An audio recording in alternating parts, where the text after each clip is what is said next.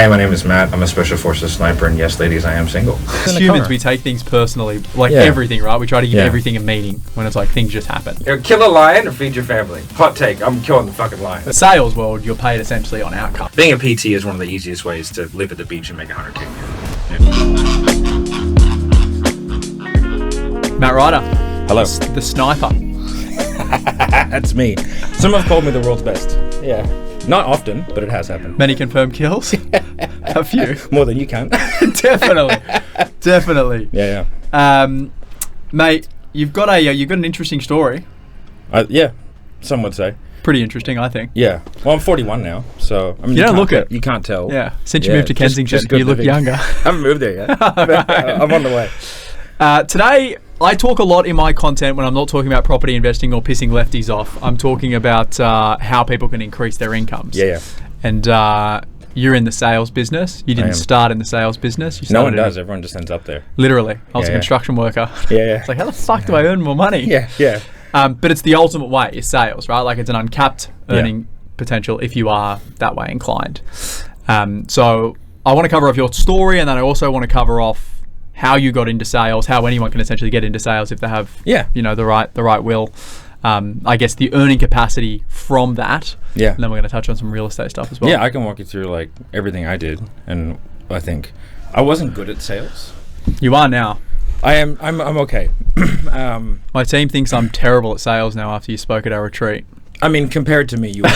Right? although it's funny, right? Because like there's a lot of, I guess, these days like snobbery in sales. Because but the only measure of a sales rep is how many sales they make. And so by that measure, you're a fucking monster. You know what I mean? Right. Like, and there's so many different types of salespeople, and you're a charismatic, heavily influential kind of like product knowledge salesperson. So you're in it, you love it, you're passionate. That's non-transferable, right? It's a non-transferable type of sale. Meaning that like other people couldn't do what I do because they're not me, or because like you are selling as you're confident. You know what I mean? To seemingly no reason. Yeah. Right. Right. But like you know it, you live it, you breathe it, and you take the action. So like you pull people along with you. It's like influence. Exactly. Yeah. And then there are people that, and that's really good when you're selling something that you really know, that you're really passionate about. But for like a professional salesperson that can bounce around and sell all different things, that's not like a super applicable way of selling, because you have to sort of live and breathe it. And if I want to come in and act like I live and breathe it and seem like I live and breathe it, I have to sell in a little bit of a different way. Because I could go into here and I'd be the top guy. I could go over, on Handler's team and be the top guy. I could go and sell at a bank and be the top guy. Yeah. Because you can figure it out. It's like a different way of doing it. Which is that new, I'm assuming most people have seen this like high ticket closing thing, right? It's like go and learn how to sell, go and learn the skills of being a great salesperson, and then try and hop around to different offers and make heaps of cash. Yeah, I mean, the irony is that everyone in that space is comically garbage. You know what I mean? And it's because they never actually had to sell anything. So like when I was in the military, and then when I got out, I became a personal trainer, right? You have two roads legally. It's cop or personal trainer. Those are your only options, right? Or a hitman or something. Exactly, right. I was actually offered, poachers in Africa, right? And you were paid by the head. Literally, you had to present the head to get people paid. Who are trying to take out the elephants, you take out them. And then I was like, but they're probably just trying to feed their families. You know what I mean? I was like, if it was me or a lion, if I guess like kill a lion or feed your family. Hot take, I'm killing the fucking lion. For sure. I don't give a shit. Like, fuck you, right? I'll kill everyone in this room to feed my kids, right? So you especially. Right? And so like I was like no, and then I got offered like shooting camels in Northern Territory. Because like I was like helicopter qualified, and so there's not. What are like camels? Fucking. Oh man, there's like too many camels. Oh, dude, there's herds of millions of wild camels out there, just in the middle of fucking nowhere, right there. And so they just gotta the government pays to have them fucking slaughtered. If you didn't know that, that's where your tax dollars are going. There you go. And I was offered all kinds of weird stuff, and I sort of made a distinct decision. I didn't want to spend my life with a gun in my hand because, I was in special operations and I was in snipers, and so I was good at that. But I was like, this is not a fulfilling thing. And as I've gotten older, I've realized, we were probably the bad guys. There's more to life than killing people. Yeah, exactly. But the interesting thing is, regardless if you're in special ops or you were, in retail or whatever it was, you essentially made that switch from being on what essentially was a fixed income. I mean, you got paid different amounts to do different things, obviously. And then you moved into an industry where you have an unlimited earning potential. Yeah, and PT is, I think, fitness is a really good like first foray into that because it's like a huge TAM. You know, it's one of the only things you can sell people more than once. You know, there's new people that need it every day, and there's just a constant demand, and it's sort of recession-proof in a way. TAM is total addressable market for people who don't know. That's true. Which means there's lots of fat people that you can sell. There are. There's more every day, right? McDonald's is just churning them out. And then you can resell them when they get skinny. Yeah, and they go and get fat again. Yeah, and like, there's different niches and goals, and you can sort of have a huge clientele, and your hourly rate is outrageous. For like you do an 8-week course with AIF or whatever, and you can charge $100 an hour. I mean, to be a tradie and get to charge $100 an hour, like you have to be qualified at the shithouse to get that. Whereas, being a PT is one of the easiest ways to live at the beach and make $100K a year. And so I did that, and then sort of realized, I was like, okay, so I went down the education path. Realized that the better I got, it didn't really equate to one of like getting more business. I would hold the business, but I didn't get it. And then when I opened my own gym, I thought like, if you build it, they'll come type thing, and they just didn't. And so we had to figure out. So you didn't just open the doors and people just walk in? No. Like, hey, you're the guy that got offered to shoot the camels. Yeah. I even was dressed up in like a gorilla suit in Bondi Junction, like giving out body fat assessments, right? Like that was the point where you're like, fuck, I should have taken the camel job. Exactly. I was just like, Jesus, oh, how the mighty have fallen. And so so did all that, and then I was like, did some courses on like sales and marketing. I loved the marketing side. I was really into it. So I had a business partner, and so I was like, hey, you do the sales, I do the marketing. So I did all the meta ads and all that kind of stuff. And then from there, as it grew, we sort of both had to go into the sales, and I was terrible at it. I just didn't like it. I think it was because I had a distinct lack of empathy, because I'm sort of like my tendency is sort of more sociopathic, which is why I was sort of in the job that I was. Having kids and getting older, I've like softened a lot, so I feel feelings now. I'm sort of like actually have some emotional range. You're less sociopathic. Whereas back then I was like, what do you mean? What do you mean you're upset? You're fat. It's like it wasn't like the most motivating sales style. And then over the course of time, I sort of like when you're a sniper, you have your data, and you make all your adjustments based off data. And if you don't know your data in that world, you're a total piece of shit. Like, people hate you. Right. And so I was like, oh, okay, if I'm going to do this, I'll write down everything that happens, and then I'll try and find the patterns. So you've got like interchangeable skills essentially, right? Yeah. Like, what sort of data are you tracking as a sniper? Like the like if you're going to do like a cold barrel shoot, facing directly north, and it's a high elevation, and it's cold. It's a very different shot than facing south, low elevation, high humidity.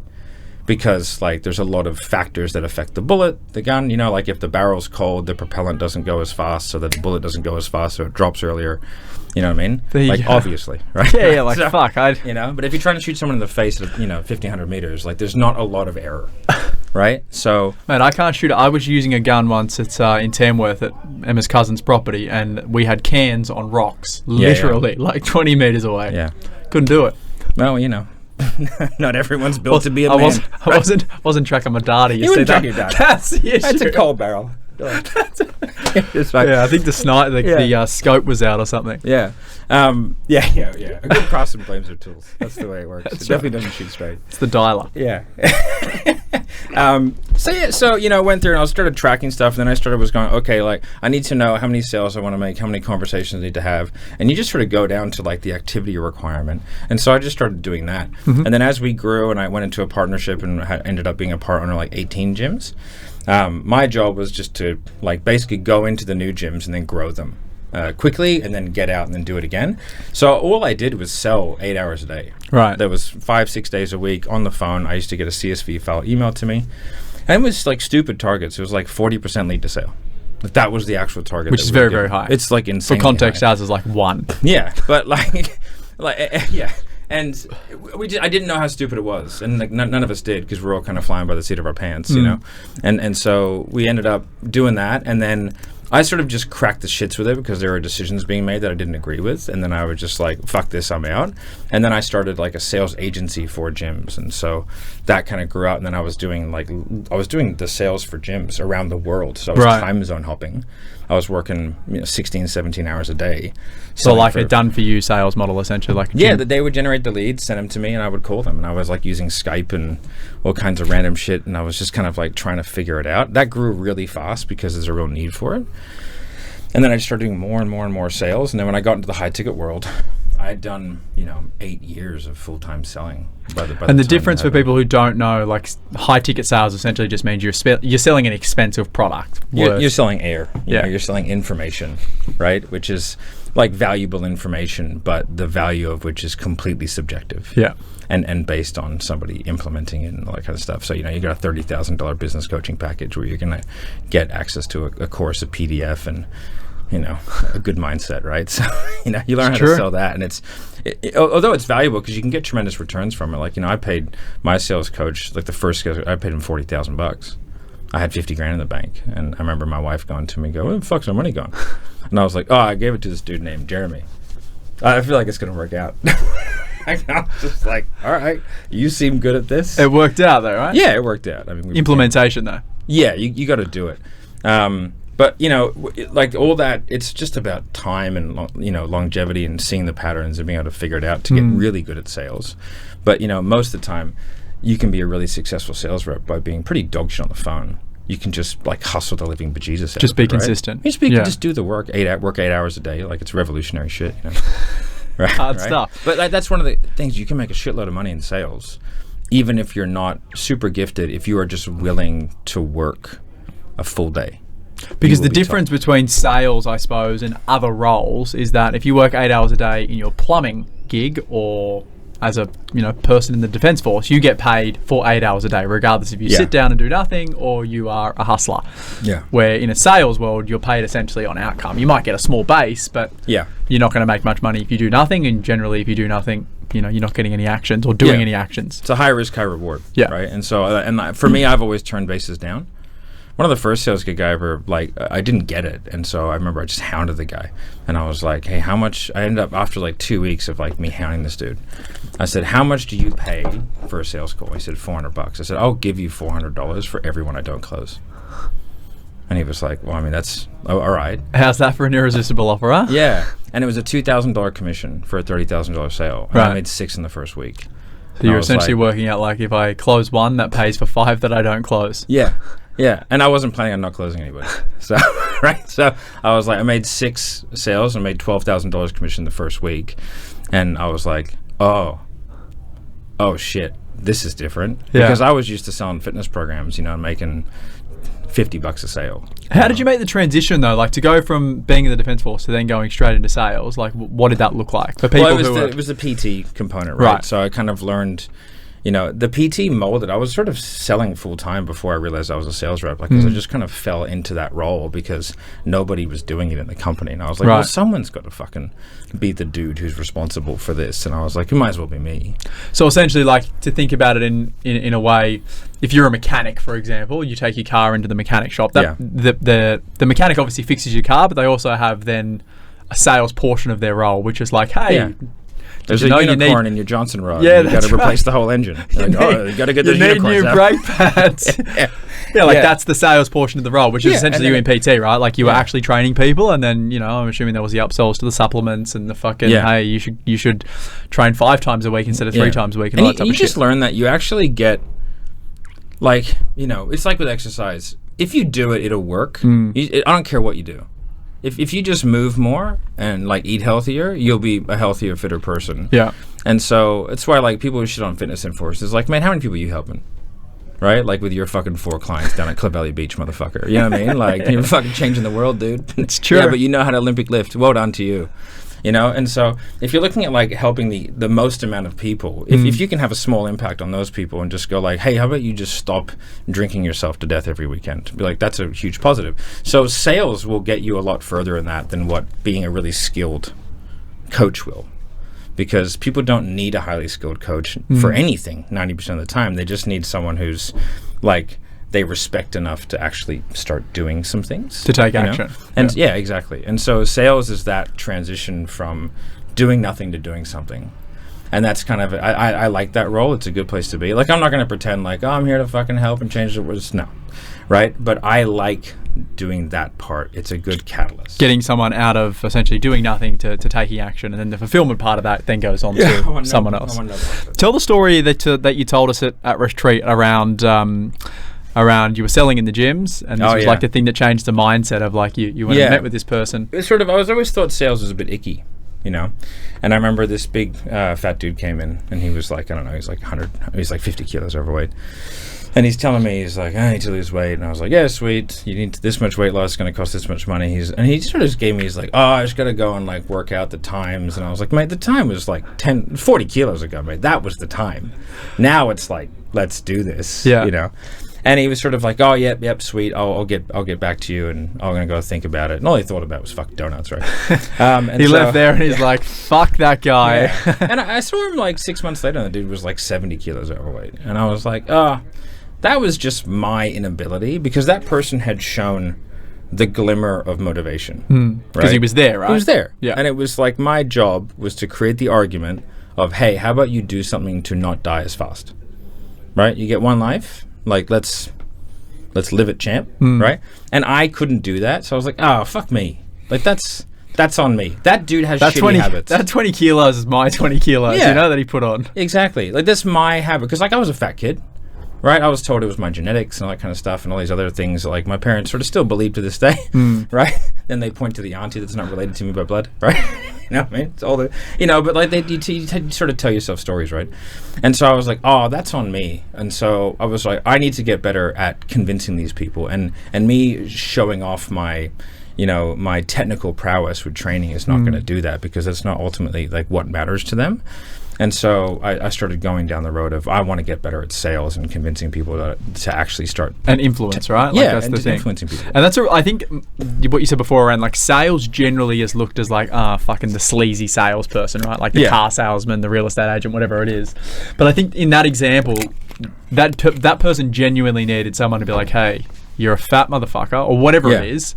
You need to do something, because if you don't, the outcome is death before 50. You know? And I think especially with something like fitness, it's a good place to start, because, man, I'd love people to argue with me in the comments, but like, you know, there is they will. There's no downside to going to the gym and eating a bit healthier. You know, you can argue sales coaching programs, you can argue whatever, like, you know, and I don't think people should use sleazy sales tactics, but I think one of the best things about sales is you never have to lie.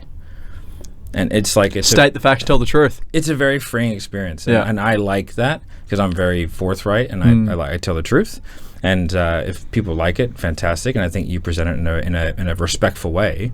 But I think if someone is doing something that is antithetical to what they want, you know, then you should tell them, and they should have the opportunity to either I'll course correct, or like, well, fuck it. And then it's like, well, you really don't want it anyway. That's right. So at least admit to yourself that you don't want it, or you're like, you want it and you haven't hit rock bottom because you have to touch the oven to know it's hot. What have you seen the best transitions from careers into sales are? Because you've worked with fucking, I don't know, thousands and thousands of salespeople around, right? Yeah, fitness is a good one. Right. Anything door to door, anything where you have a high touch point with people. Right. So communication style of role. Yeah, exactly. So, you know, customer service, you know, where you have to deal with complaints all the time. And it's sort of like, you know, I think one of the things that makes sales difficult for people is, I think this day and age, you know, I'll sound like the old guy, is there's a distinct lack of human-to-human communication. And like, I never had a dating app. I met my wife, we've been together for 16 years. Right. And so she was 21, I was 25. There was no dating apps or nothing. And when I went out, where'd you meet? We met at a course, at the PT course. Dead set. Yeah, I stood up day one and said, I was in the Army still. I was getting out, and that was like the course that I was doing. I said, hey, my name is Matt. I'm a Special Forces sniper, and yes, ladies, I am single. Right? Sales right there. Right, sales. Smoking hot blonde was like, what's going on? And we went on our first date 3 days later. Right. And we've been together ever since. And so, you know, I think if you don't, you know, from what I can see, and like I see a lot of like, you know, young salespeople, and they just don't know how to speak to people. And that's the biggest barrier. And I think that that's also the biggest thing that can like change your life the most is going through that process and learning how to speak to people and having sort of weird conversations. It is true, eh? Like when you speak to a lot of people these days, it's like in person, actually meet them. It's like really awkward. Oh, they're horrific. Yeah. You know, like what do I do with my hands? They don't look at you and they can't read what's happening. You know, and I think a lot of that's because dating apps. Like that's what I think, because I used to go out and like put myself out there and be like, hey, I'm Matt. Yes. I'm a sniper. Yes, I am single. Yes. Yeah. Before you meet your wife, obviously. Exactly. Yeah. And so, but I used to go over. It's so funny. Guys just don't know how to approach women. They don't know how to, they don't know how to present themselves well. They don't know how to like talk to somebody. They don't know how to network. Like I'm sure, like when you go to an event, like networking, you're probably good at it, right? You go out there, you talk to people, and you just ask questions like, "Hey, I'm Jack. What do you do?" Exactly. But you actually have to there's an element of like, I'm going to reach out. And so vulnerability is like a handshake. You only get it if you give it, and you have to reach out, go, hey, I'll be vulnerable. And that's like, I'll tell you information that you don't know about me, because there can be a power dynamic thing where now I know info about you that you don't know about me, and that can be kind of a weird thing for some people. It's very true. Yeah. But I think, and if you can learn sales and you can learn how to communicate yourself effectively, it makes you a better parent, makes you a better partner. Like my kids, my kids are being taught, they're 6 and 9. If they want something and they come to me and they're like, I want this, and I go, that's not how you ask that. So you're teaching them communication. I go, what do you want? And they're like, I want this. And I'm like, okay, so how do you get it? Like, figure out the puzzle, and communicate yourself in a way that, makes me want it, makes me want to give it to you. Have you seen that Chinese guy on I don't know, maybe he's not Chinese, but he's like of Asian background. What's his name? Will something? And he talks. No, he doesn't talk about sales. He just talks about. Will Tong. Is that what his name is? I think it's, yeah. And he just talks simply about communication. Yeah. And he talks heavily about like people who have immigrated to. I think he's in Australia, isn't he? Yeah, he is. Yeah. And how to like get out of their, sort of slang that they have. Where Chinese people sound different when they speak English to someone who's born in Australia. And how to enunciate. It's incredible. It's and just the way that he talks. Yes, makes you very engaging. Yeah, and he seems so intelligent when all he's doing is saying normal words, but makes the normal words sound so different. Yeah, and just like how you present yourself and how you say things, and people don't realize how incredibly influential intonation is. There's a great children's book called No, Mr. Magoo, This Is For You. Right. And it's the exact same thing. It just says, no, Mr. Magoo. No, Magoo, this is for you. Right? And it's like Magoo's the dog. And then it changes the punctuation, the bold, and the spacing. Right. So you can say the same thing. And then it has a different picture. But you understand exactly what is being said by the picture and the intonation of the word. No, Magoo, this is for you. No, Magoo, this is for you. Right? And so just that intonation is like, oh, he was wondering if that was for him. This is for you. No, Magoo, this is for you. It's this one. And so it's small things like that. Like if I ask you a question like, well, Jack, like, why is that important to you now, though? Or if I go, oh, Jack, like, why is that important to you now, though? That little change of intonation, I can predict how you'll answer it. And so I can sort of get you to answer things in ways that I want you to answer, that's based on outcomes that I'm looking for, without it seeming like I'm doing that. And that can seem very manipulative, and I guess if used in the wrong way, it definitely could be. But it's about being able to communicate yourself effectively, because I want you to answer in terms of time frame. Why is that important to you now, though? And so that slight pause, because you grew up in a Western society, I'm placing the importance on the now. And so you're going to answer it, well, I've just been thinking about doing this for a while, And so, like, people are highly influenced in that state. And I think that, to me, is fascinating. And it means that you can go into a situation and you can understand how to communicate in a way where it makes sense to get the answers that you're looking for and get what you want. And it even goes down to, like hotel reception, you call them helpful. Label them as helpful. Labeling is a very effective tool. Oh, you've been so helpful. Thank you so much. You guys are so helpful. You come in the next day. Hey, you guys have been so helpful. But could I ask a favor? Could I have a late checkout? Oh, okay. right? Like, because they want to maintain the They label. want to be helpful. Yeah, they want to be helpful, Yeah, like, you know, and so it's all these little things that you can do to sort of influence your way through life. And there's lots of good people out there, you know, Never Split the Difference guy. and Chris all those kind of Voss, dudes. that was the first sales book I ever read. Yeah, it's a great one. There's another one called like Oren Klaff, Flip the Script, who does a lot of like large Similar, deals. is it? Yeah, well, he talks about like, you know, like different ways of selling and different, you know, things around like creating hyper authority really quickly and little techniques that you can do where if you're going to explain something complicated, do it very fast. Right? Because the faster you do it, the easier it is for you. And then people will sit back and go, oh, fuck, Jack knows what he's talking about. You know? And so, like, oh, this is such a I don't even do that on purpose. I just talk really quickly. And people are like, fuck, that guy's smart. Yeah. Well, that is the thing as well, you know, like pacing of what you talk about.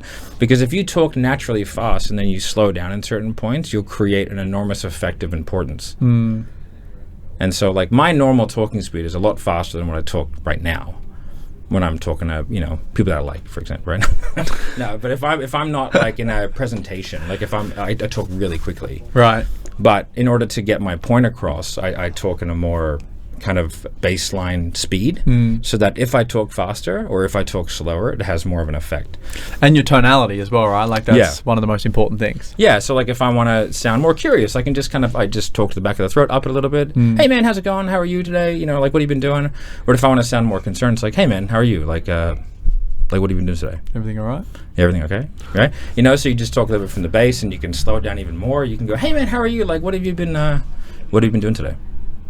And then it's sort of like, oh, like that's very off-putting because it's very confusing as to what I mean. And the way that you ask something, like you were saying before, you can say the exact same words, but have different tonality. And what was you said it was a different enunciation? A different intonation. Intonation. Yeah. So like the intonation. For people that didn't finish school like me, what's that mean? Yeah, so it's like like, you know, if you look at it like when you're writing it out, it'd be like the ellipses, you know, like the three dots, like for the pausing, and then you might bold a word to put more emphasis on it. And so when I would tell people to write a script, for example, I write it like that because I want to be able to look at it and know exactly what I'm going to say. Because if I'm looking for patterns in sales, and when you're dealing with people, the difficulty is that like everyone will answer differently, but different words, but they will answer in patterns.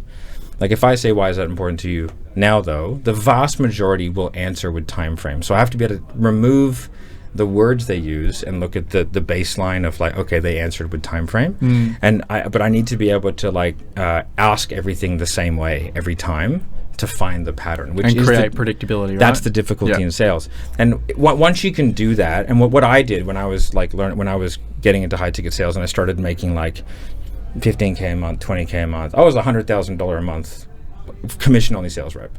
Right? One of very few in the space that's ever achieved that over a decent period of time. And I went through every single line in my script over the course of about 6 months, and I had the intonation perfect for every line. And that would have come from the detail-orientated style of work being sniper, right? Yeah, because I sort of realized, like, oh, I've got an opportunity here. So I was getting paid $2,000 a sale, which is like ridiculous. I'd never seen money like that before. I mean, the most money I ever made as a PT was, I probably made $200 as a PT. Right. You know what I mean? But then, like, when I was doing the gym stuff, I was making like 80 because it was like, you know, for the fucking equity play type thing, which never ended up happening. So when you left the Defence Force, you took a step down in income? Well, I mean, so I took a year off to sort of learn how to be a human again. Yeah. And then I became a PT. And I was like a pretty successful PT. I was probably making the same money as a PT. Okay. Yeah. But then when I opened the gyms, you sort of like, you know, that business owner mode where you're like, I make no money in exchange for something that may or may not ever happen. Yeah. So I did that for a long time. Got myself into debt. You know, it cost me like $90,000 of my own money on an 18% overdraft when I opened the gym. That took me a long time to climb out of that fucking hole. Yeah. And then when I left the gyms, I sort of just walked away from them. I was still in debt from them, and I remember this was probably 7 years ago. Right. So not that long ago. It wasn't that long ago. Yeah. Yeah.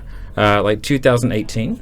And me and my wife, we had $4,000 in the bank, and our rent was $6,000, right? Which is like not even a crazy. It was like a half decent house in Kensington. Yeah. Right. And it was like pretty small. That's where the Kensington connection comes from. Yeah, you live there. Yeah, there's we had tons of people over there, and so my wife was pregnant with my second, And we were like, fuck, super broke. Yeah. Like, so broke that we sold a car and didn't pay off the finance.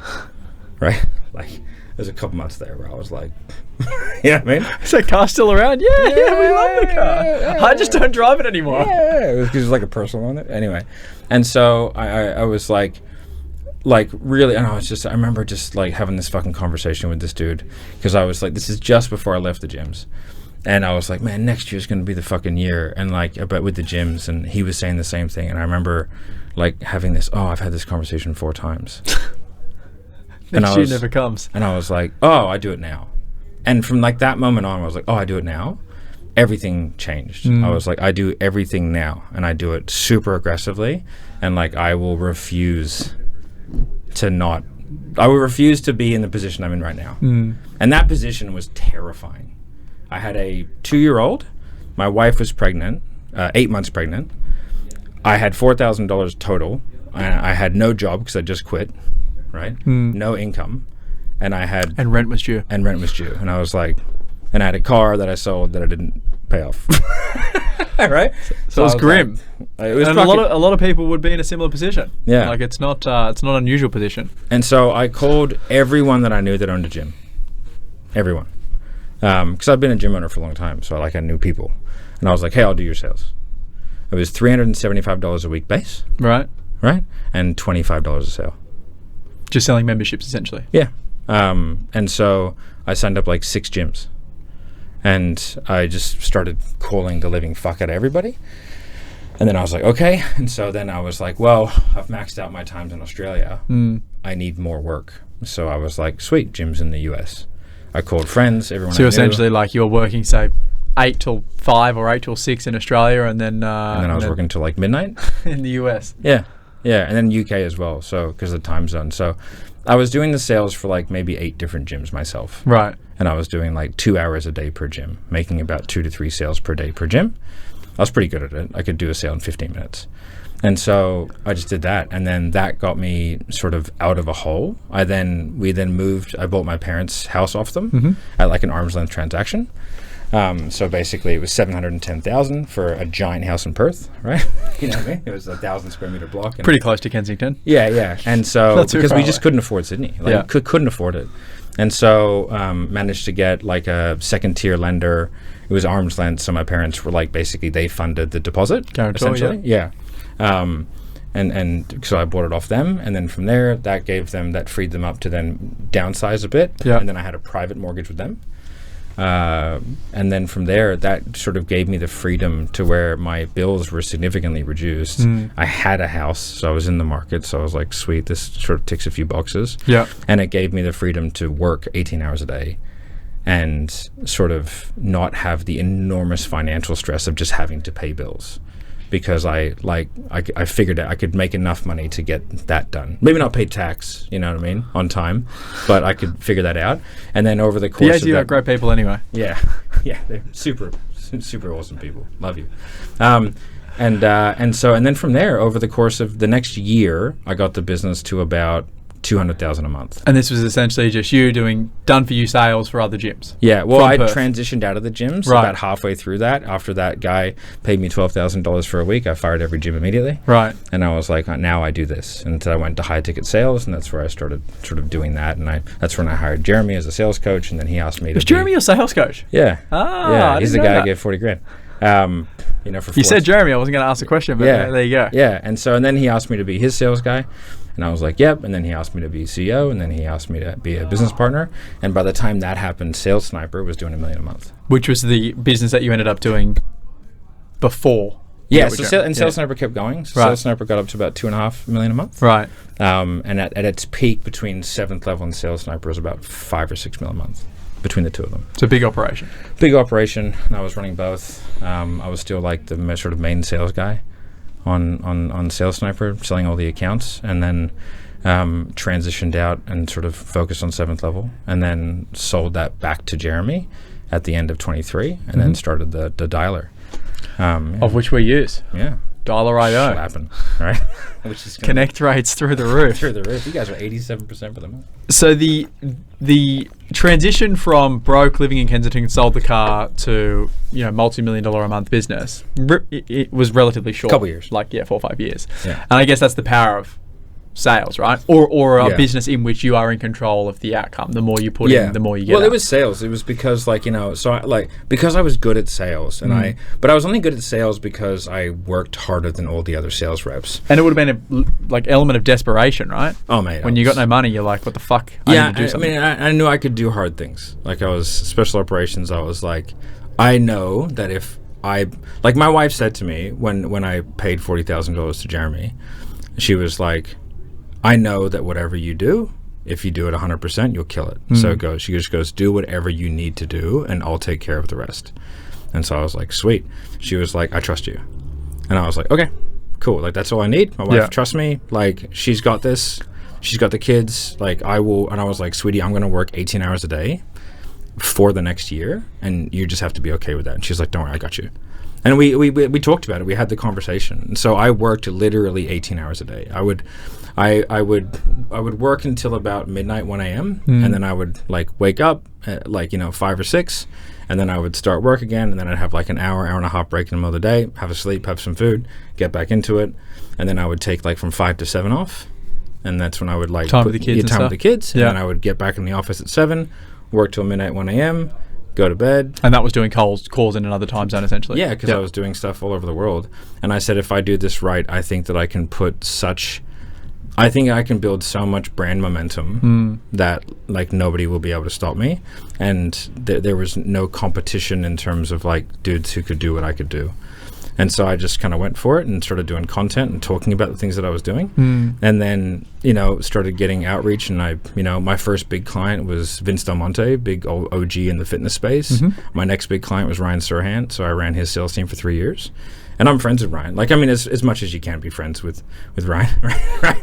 Busy guy, right? He's a busy guy. I talked to him 2 weeks ago, right, on the phone. And then when he comes to Australia, we have dinner, But I've worked with him for 3 years. He's a fucking... savage. Oh, mate!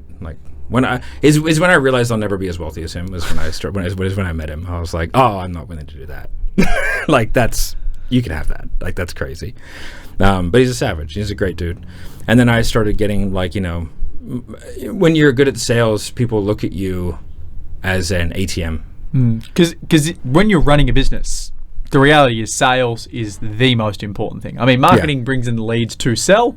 Yeah. But without sales, you don't have an organization. Whether you have a sales team or whether you have a product that sells itself essentially through a click of a button, without it, it's the lifeblood of a business. Yeah. And so I just ended up getting phone calls from everyone, everyone in that sort of space. I've worked with Hormozis, I've worked with Bronson and Bradley and all these dudes. I've sort of looked at things in back ends and fixed things and sort of worked sales because, I've done a lot more sales than most people because I was a full-time rep for a long time. Yeah. And not many dudes who are in that sort of industry were ever actually really a full-time rep. They sort of might have done it for a year or two and then transitioned teaching into people. Running the business or teaching. Yeah, exactly. Right. So it's interesting. So if you were, the person today who I always harp on, grow your income. You grew your income, to many millions a month. What's the transition look like? If you aren't a guy that's in fitness, for example, or someone who's got the sales background, I was in construction, I wanted to start a business, but the transition to that business was to become essentially a salesperson. I was a buyer's agent, had to sell the services. That is the best way to do it. Yeah. So to transition out of your role into a business where... Or a role where you're doing some selling. Yeah, I think if you can learn on the job, I think it's fantastic. So if you can, and you're going to have to be the guy doing the sales for a while, and so you might as well learn that skill set. Yeah, doesn't mean you have to go deep. I don't think anyone should. You need to go deep in the matrix on selling unless you're going to be a full-time sales guy. But if you're going to be the sales guy for your business, you will eventually transition out of that. So you'll need to be good enough to be able to teach people when they come in. Exactly. Yeah. And so I think that going into a business that's like the business of which you want to run, because you want to know if you like it first and foremost. If you don't like it, it's going to be very difficult. And then from there, just be excellent. And being excellent doesn't mean that you start off getting an amazing outcome. It means that you start off doing all the activities and doing the things required of someone who is excellent. Steph Curry is Steph Curry because he was willing to be Steph Curry before that was cool. And then continue that activity. And I think the reason why, it's probably a bit of a controversial take, but most people are not successful just because they just don't give a fuck enough to be that. And it's so life isn't shit enough to take the action to get out of that shit position, right? Yeah, and like, you know, I understand that like some people are born on third base and they hit a home run. It's a bit easier, right? Yeah. But you still got to hit a home run, you know. So you still have to do the action required. You still got to get up to the plate and you got to swing. Yeah, you know. And I think a lot of people, from what I can see, it's like they think they have more time than what they do. And my best friend died in 2010 in a helicopter crash. His name's Benjamin Chuck. And I remember like that rocked me to the core because like I remember getting the phone call. I was in Westfield and I like collapsed, right? Because I was like, it was just, you know, you're in your 20s. And yeah, I've had people die before because of the military. But like when he died, it really affected me. Because it was sort of like the closest person to you. Yeah, like I lived with him before? for 4 or 5 years, yeah. You know. And then I got a phone call. He goes over to the GAM. We had a fucking huge argument like fucking, you know, young dudes do. And then he died. And I never got a chance to make it right. And that was shit, and that sat with me for a long time. And I remember, you know, like he was a great dude, and he didn't get a chance to keep going. And I was like, oh, I don't want to be a piece of shit. And it was like, if you think you have time, the reality is you really don't. I can walk out of here today and get hit by a bus. Like, so. And they fucking drive faster here. They do, mate. This is a dangerous place, right? This is the fucking streets of Paddo, mate. You know what I mean? Right?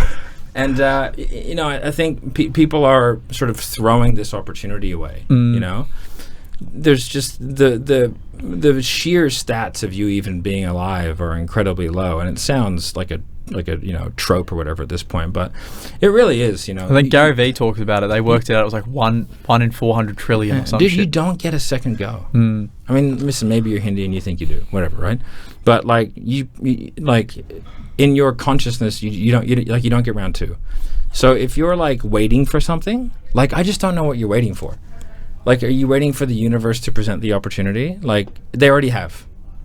You know, like the doors are unlocked, mate. You just kind of got to go through them, and it is hard, and you probably won't succeed the first few times. But you know, and I'm not saying that everyone can go out there and be a fucking billionaire, but you can. And success, I think, is a weird metric because, like, if you wanted to be the world's greatest father, like that would be a huge success, you know. And but you have to pick a thing that you want to be good at, and especially men, I think, because like we're so driven by purpose. You know, and the younger you do it, the easier it is because the less life baggage you have. Yeah, you can take swings.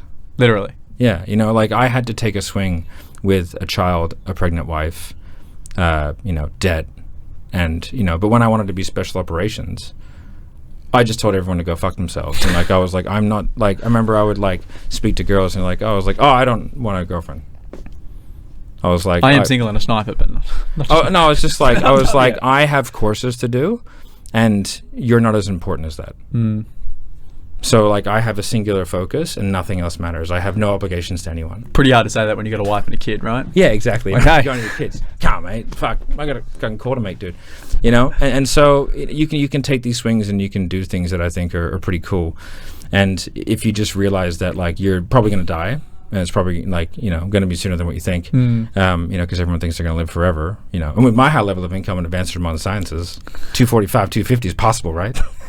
But let's hope. Yeah, right. But I mean, those fucking buses, that's really the only thing. Yeah, they'll get you. Yeah, exactly, right?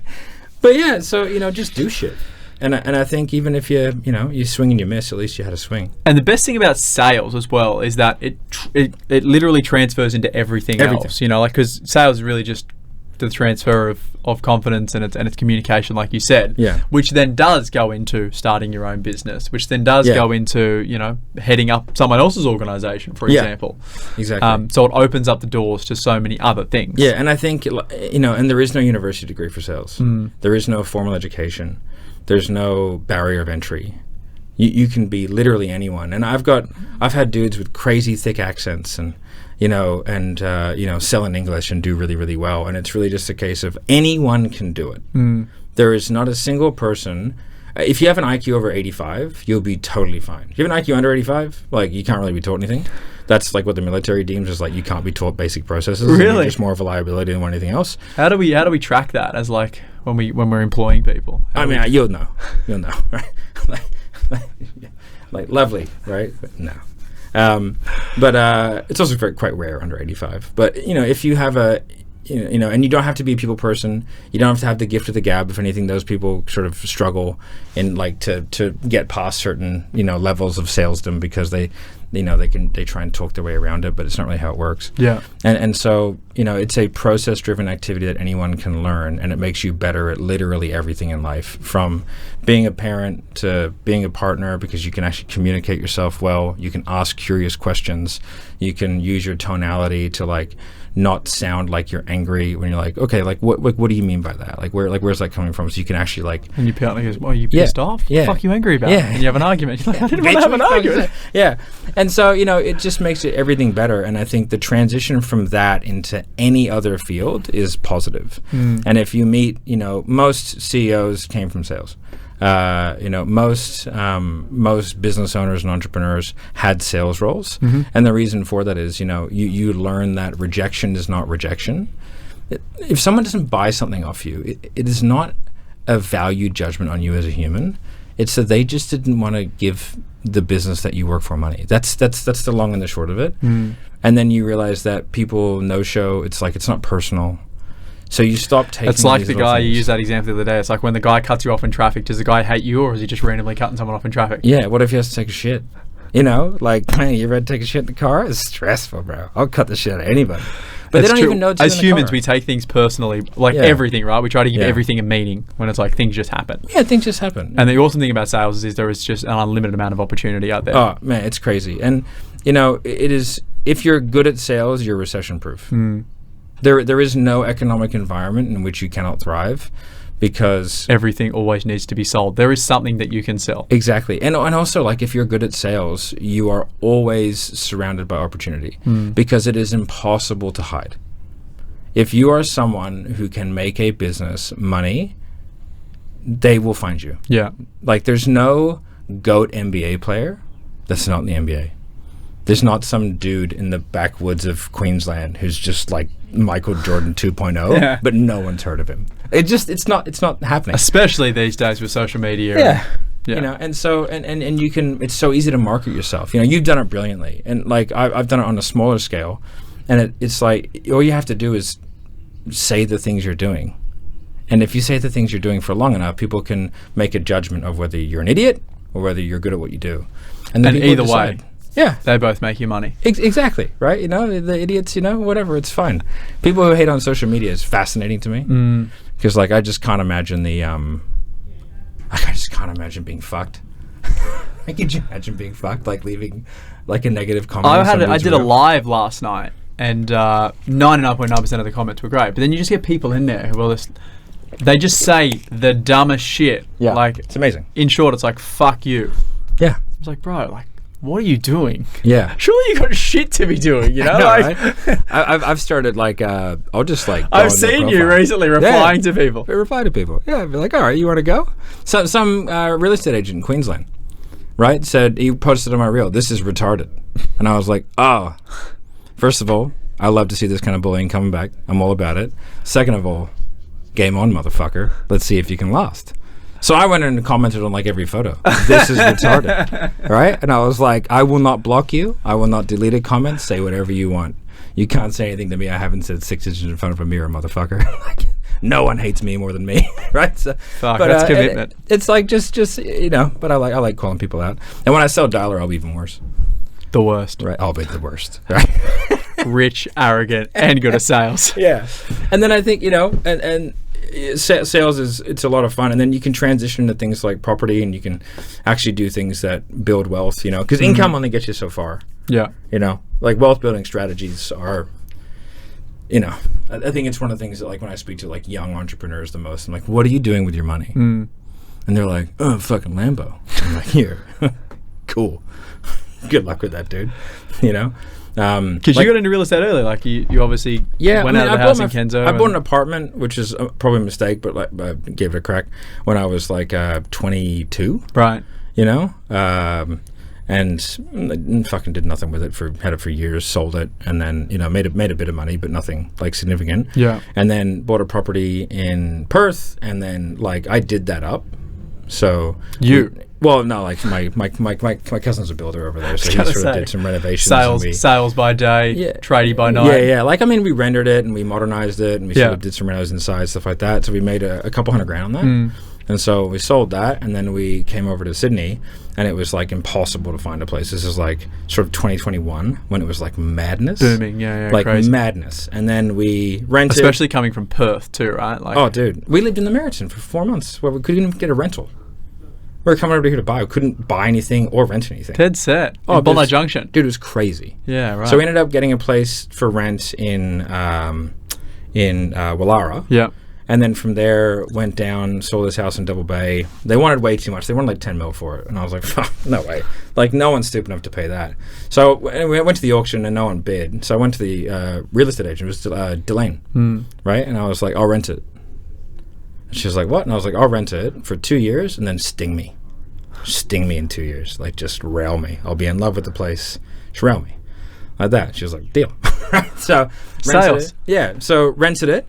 And then, like 6 months later, just started offering. As a tenant?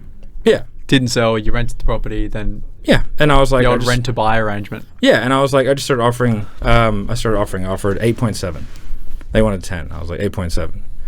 And they were like, no. And I was like, 8.7. No. I was like, 8.7. And the guy was a Chinese buyer. Right. And this is when the Chinese government was hitting people into, like, camps and shit. Not taking your cash out of the country. Yeah. And I was like sending them emails of like fucking articles of people being taken and shit, right? And like eventually they said yes, and so bought it, and then we got an offer, like sort of having a look around because I know we got it at a decent deal, right? And then two houses on our street sold, and I was like, my houses are bigger than them. And I was like, so I called Delane. I was like, what do you reckon the house is worth? She was like, oh, I can get a buyer for that. She was like, what do you want? I was like, oh, if I can make $1 million, I'll be a happy man. She goes, like, leave it with me. And so, she was like, yep, sweet. She sold it in like fucking 4 days. There you go. Now we're Kensington locals. Yeah, well, not yet. So then we, and then I used that, and then when we were like looking all over, sort of, Randwick and Clovelly and fucking Bronte, and because like Double Bay is great, but fuck me, mate, this is a tax. The Double Bay tax, right? Double pay. What do they say? Yeah. Double Bay, double pay. Yeah, and it's a great place to live, but like I work from home. I just sort of like do my thing, and my wife, like half her shit's over there anyway. So we're just like, oh man, like I could have less than half the mortgage, and I could have a bigger house with a pool and all that kind of stuff. So less than 5 Ks away, 6 Ks away. Yeah, exactly. So we were like, this seems like a really smart adult move. Yeah. Right. And so we did that, and then went through and put an offer on a house. And I feel sorry for these poor fucks that were bidding against us because, like I was talking to the agent, and I was like, mate, I'm buying a house. And he was like, what's your best and final? I was like, dude, just tell me when they come in best dressed, and then I'll beat it, and then we can be done with this. So it was an interesting situation because these poor fuckers were like calling up their family and trying to get this an extra 20 grand. I said, mate, just tell them to stop. Like, they're not going to win. Just tell them, hey, the dude's got way more money than you. Just give up type thing. The best negotiation strategy.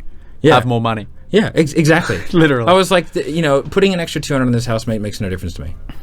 I was like, this is a significant financial downsize for me. It's half the price. And so I was like, I'm putting half of it in cash anyway. Like, what do I give a fuck? And so we bought the house, and then we moved in like 5 or 6 months or something like that. But it's a beautiful house, big pool, really, really nice. Needs a reno. Needs like an outsourced reno because it's got an ugly render on it. But it's a beautiful big house in a nice area, And like, so you've always been in real estate in some facet. Yeah, exactly. Yeah. Most of my wealth is in like managed funds. Yeah. Just because like that's just how I did it. Mm-hmm. Well, actually, to be honest, it's about 50-50. Right. Because if I think of the house as wealth, which it definitely is, having a $10 million house is probably considered wealth in some way, right? But yeah, and then so like I think. Do I think owning your own property in Sydney is the way to go? No. If I wasn't... He's been following my content. If I didn't have a wife and kids, I would rent 100%, and I would have investment properties, or have land or farmland or something like that, right? Yeah. And then I'd have a combination. But, it's crazy how, when you are good at sales, you sort of look at the world in a different way because you could see something that you want to buy, like an investment opportunity, and you can go... How many sales do I need to make? I could fucking figure that out. Yeah. Like, I remember when I put the offer on the house, I was $1 million short on the Double Bay house. I was $1 million short cash for the settlement. And I was like, oh, I'll figure that out. I just was like, yeah, I'll figure that out. Easy. And so I think we had like a 4-month settlement, and I made $1 million cash. Just through selling? Yeah, just sold shit. You know? I think I remember you telling me that. You just went in an onslaught of... Because you were selling big clients at... Yeah, I was selling big, and I was just like, all I got to do is sell like 2 big ones, and then a couple small ones. And I was like, I kind of broke it down that way. I was like, oh, if I get a 500, I get a 250, then I get a couple hundos and a few 50s. I was like, oh, I can make $1 million. I was like, there'll be a couple tax implications that I'll have to work out, but that's a 12-month problem. That's right. That's next year. That's next financial year. That's next financial year's problem. I was like, all I got to do. And then, you know, so figured it out, put the money down, and, you know, and then we made $1 million profit in a year. Tax-free. Which is the power of... That's the power of sales and real estate together. Yeah, you can't do that anything else. And if you can do both, and like I use my sales to negotiate both of those, you know, like just to like, well, what happens if it doesn't sell? Like, what happens if I keep offering you and then I find another house, and you know, like what happens if this guy? Then you lose your tenant and your potential buyer. Yeah, I was like, this is a problem. Surely it makes sense. And they were like, oh yeah, I'll present that to the owner, and you know, so sales is like just a unique ability to be able to get the things that you want most of the time, and then you can make money in any economic environment, and then put that towards things that make you money. And if you do that right, fuck man, like you don't need to make money for very long. It's a never-ending cycle as well, right? Yeah, that's the powerful thing about it. Yeah, but like how much money do you need? Like if you have $10 million in cash flowing assets, like properly cash flowing assets, like how much money can you make from that? It's a good amount. Like you don't really have to work. For most people, yeah. I guess the issue is that lifestyle creep, right? Yeah. Well, if you want a McLaren, that's right. But thick dick, right? The crazy thing is, and you're not like a one-off story here, right? Like so many people have gone from doing some shit average job that they earn average income in, then learning the skill of sales, then either going down the sales path all in, or they then start their own business. Yeah. And their financial future changes in a very, very short period of time. Yeah. And then if you use the income to then it's crazy how fast you can make money. And if you're good at something. Yes. And when you realize that money making is a skill, and money is a skill, and there's a learning to it, and you know, once you realize that there is a lot out there. Like, I mean, I live in Double Bay. Like, I mean, fuck, the average taxpayer pays $285,000 in income tax. That's taxpayer. Income tax. Not taxable income. Income tax. Right? Which is like it's triple the average income in Australia. Yes. And then you also have, like, 18-year-olds that are being declared as, you know, taxpayers that are getting, you know, dad's money siphoned into them to mitigate the $38,000 of fucking tax-free money. Like, it does anything. Right? But... So, you know, people have got money, and there's a lot of money everywhere. And when you're in sales, you can just go and get it, because there is always someone who wants to buy something. And there is so much shit that happens that people don't realize, right? There is so many... At the moment, there's that narrative, which is like the cost of living crisis and everything's so expensive, inflation. But like the reality is we both live in the eastern suburbs. Yeah. I don't have a college degree. I was in the army. But there's no cost of living crisis. When people have money, right? Like exactly. In these areas, regardless if it's right or wrong. But it's also where you want to live. Like, my life is harder because I live in Double Bay. Yeah. Like, so I have to work more.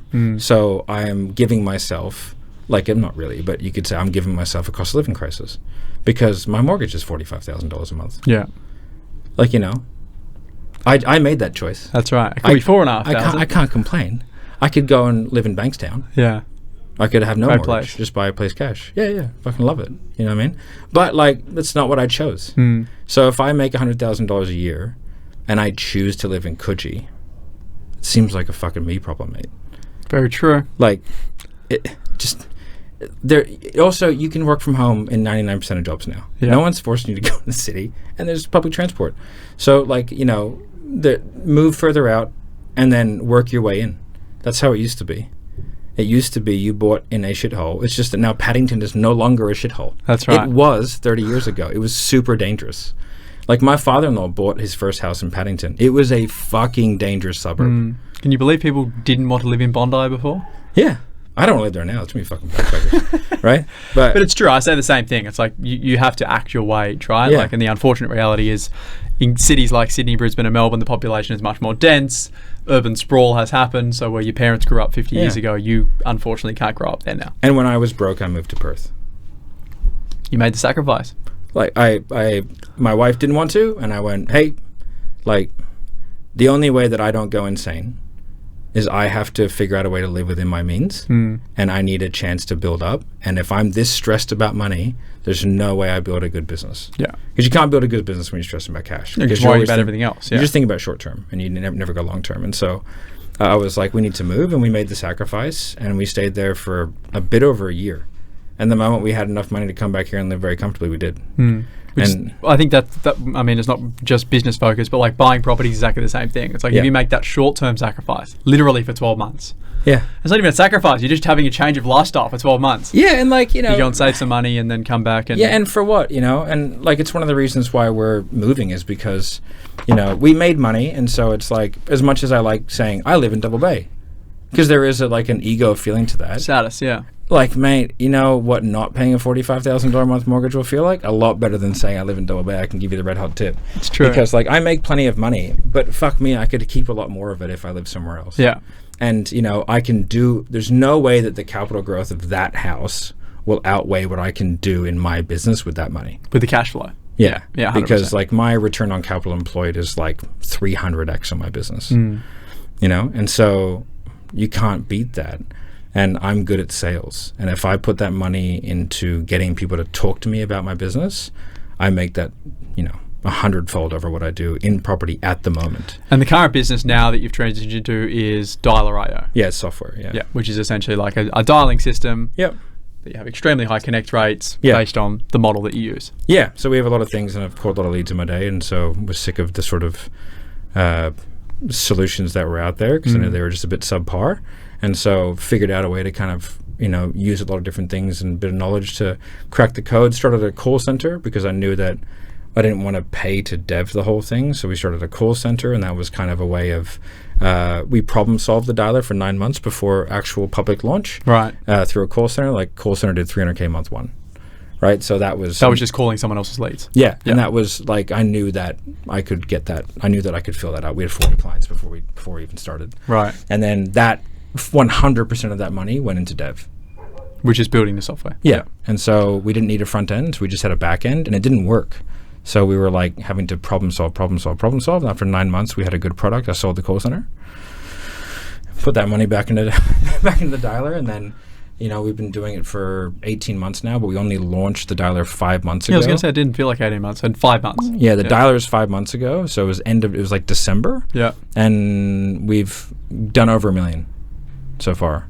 Profitable, SaaS, $1 million, 5 months.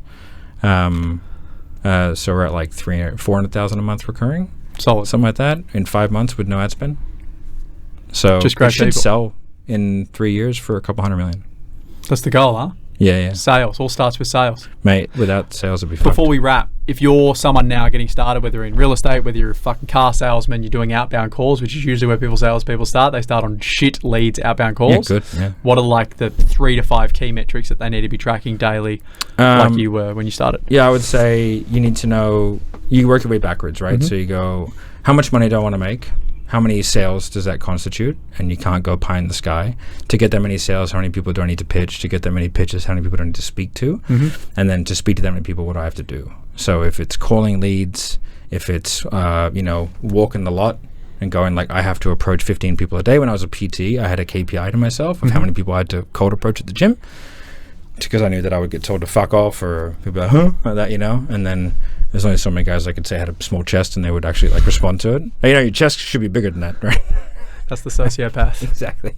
And then just be diligent, and then stay there until you hit it. That's the key, because you have to hit it, and don't accept not. Like, just stay there. Like, if it means that you stay at the lot until 10 p.m. and you're fucking shouting at people, you want to buy a car? Like, just do it, because you have to become the person that does it. Yeah. And like, you know, once you do that, then you realize, oh, it's actually not very difficult. Most people are fucking lazy. As soon as you do it, yeah. It's the same as KPIs inside of the business. As soon as you hit the KPI in a month, you're like, oh, fuck, that wasn't that hard. And we know what we have to do there. Then you set the next KPI. And then you just keep doing that. And then it becomes the habit and how you do things. And, you know, once you start acting as a very successful person, I don't mean like fucking buying Rolexes in first class, but once you act as a person, like, then you have to be it. You know, if you want to be a triathlete, you have to go running, swimming, and riding. If you don't do that, you're never going to be a triathlete. So mental masturbation. Exactly. And you know, real masturbation. That's key, right? Twice a day, every day, right? Got to get those numbers up. Exactly. Matt Ryder. Thank you, brother. That was awesome. Thanks, dude. Appreciate it. Good stuff. This is general advice and does not take into consideration your objectives, situation, or needs. You should consider if this advice is suitable to you or your circumstances, and please read any applicable PDS beforehand. This is a Henderson podcast production.